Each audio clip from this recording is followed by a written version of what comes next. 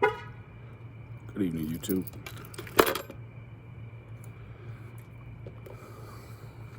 You know,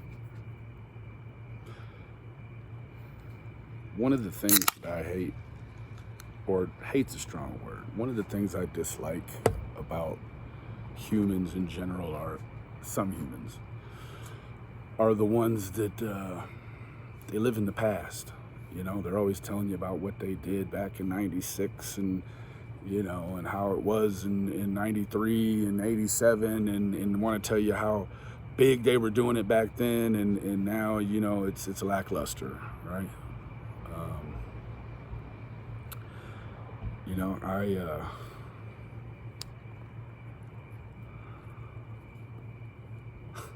strange, but all day I've been thinking about what if, right? What if? See, I never wanted the weight or the responsibility of handling a deposition of the Wells. I just didn't feel like it was ever something that was after, right? I'm certain I could have got it just as easy as anyone else, right? But I've been living in the what if all day, you know? I've seen a lot of these true crime channels being interviewed about this case. And you got to know that law enforcement watches, they're watching the news, they're watching the YouTube, they're watching everything, right?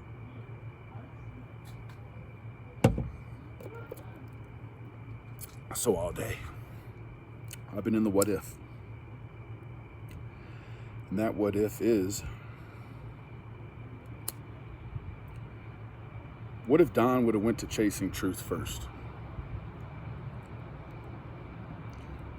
What if they would have passed up Unmasked? What if they would have passed up, you know, J is for Justice? What if they would have passed up all of them and went straight to Chasing Truth? What would it be like today? Huh?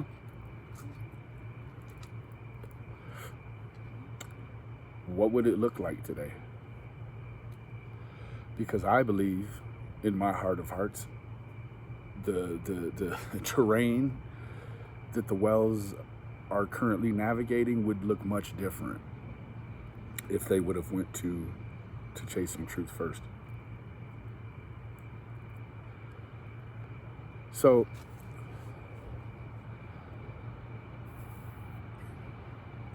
why hide your sub count in the true crime community? I've been asked that. Why? Well,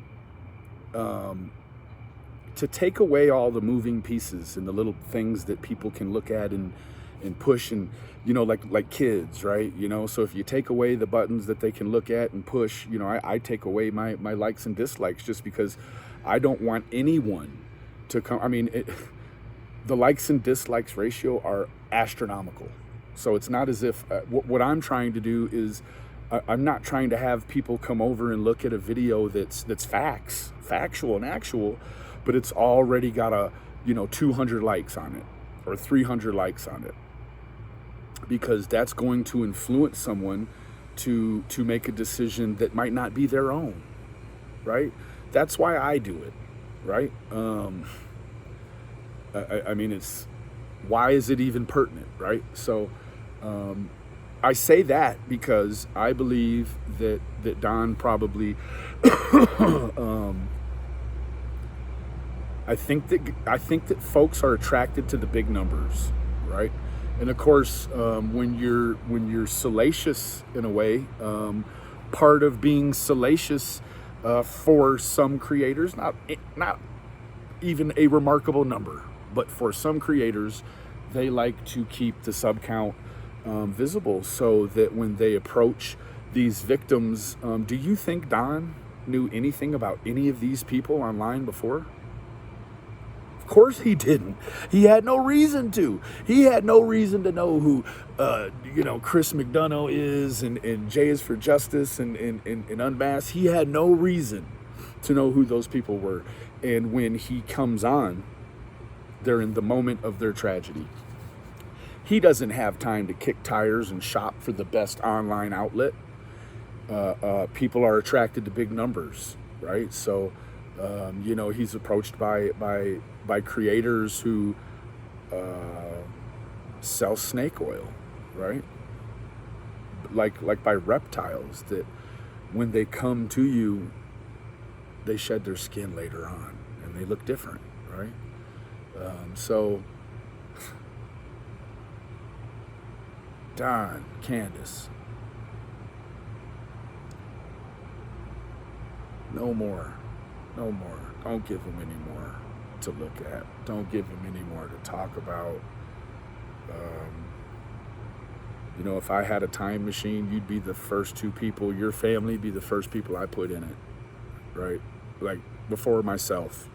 Like I would put you folks in it and just move you back and, move you back armed with what you know now, right? So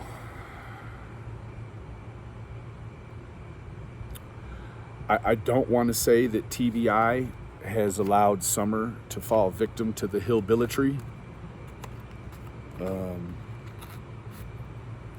but it's starting to look as if, right? Unless they've put together, a metropolitan style game plan to come through in the end, like a knight in shining armor, and that's what we all need them to do. We all need to see something that's going to correct,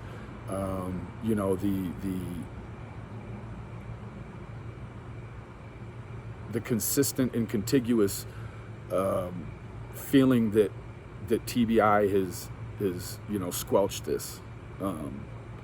It's, I think that it's kind of safe to say that with all the quietness and everything that, it's a lot of TBI and different law enforcement agencies that were involved in the initial search and pursuant detective work. It was fumbled. It was led by cognitive bias. It was led by societal bias. It was led by financial barriers and bias. It was just thwarted from the beginning. And so I think that it's probably pretty safe to say that if you have, if you've got a Hawkins County law enforcement agency that's got a sort of, a piecemeal CB radios, like they don't even have, they're working with old shit they've pieced together that's throwaway from other, essentially, right? Not that they've actually went somewhere and picked up shit that, you get it, right? I feel like sometimes there's YouTubers here that need to, Benny, what county did they get it? I'm not saying I'm saying that it's shit. It's pieced together, right? There is no access to what looks like even, affordable health care or cellular service. I don't know what goes on in those neck of the woods necessarily, but I'm learning. I'm seeing, right, with my own two eyes. So what if, right? What if these people had someone that was genuine enough that they listened to, that they could jump out in the very beginning and say, hey, stop, don't do it, go this way, go see Chasing Truth and see about someone that can really give you, give you that place, that comfortable, soft place for you, safe place for you to tell your story, if that's what you decide to do. Although I don't think that that should have even been an option before. Although it was made an option to them, they seized the opportunity, and I think that in itself shows that they kind of platform hopped. People that You know, you want to say, right, people that are innocent, they don't platform hop and tell their story to a bunch of people. They hide in a closet, right? That's not relative to any other case anywhere, just this one here. So, you know, I'm saddened today. I'm exhausted. My legs hurt. My body hurts. You know, everything is just, it is what it is, you know. And so, yeah, today I think it's okay. It's been healthy for me to kind of visit the what if, because I guess strangely, I you know, knowing that there's someone like Chasing Truth out there for the next person. You know, when we as creators don't want the weight of, you know, I don't want the weight. Don't come to me asking for no interviews or any of that, because I'm not polluting no jury pool with those people's testimonies. I'm not going to do it. I don't trust TBI because I don't know anything about their track record.